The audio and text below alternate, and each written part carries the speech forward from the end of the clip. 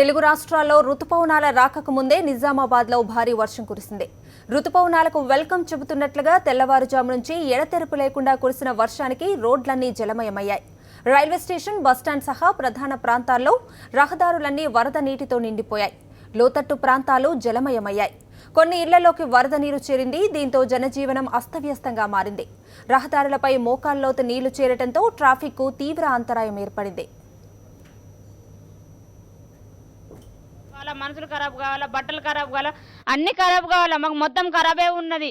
ఏమైనా ఓట్లు వేసినప్పుడు మేము చేపిస్తాము, అది చేపిస్తాం, ఇది చేపిస్తాం అని అన్ని చెప్పుడే, కానీ ఏది చేపిస్తలేరు.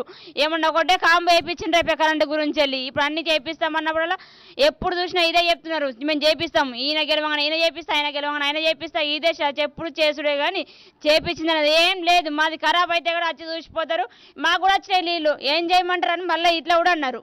నీళ్ళు వస్తే ఇంట్లో ఎత్తుకోనా, రోడ్డు మీద మోర్ల నీళ్ళు పోవు, రోడ్డు మీద బురద మా ఇంట్లోకి వస్తాయి. అవి కడుకోనా, ఇల్లు కడుకోనా, వాకిలు కడుకోనా, మేము చేయాలి వర్షం పడ్డప్పుడల్లా?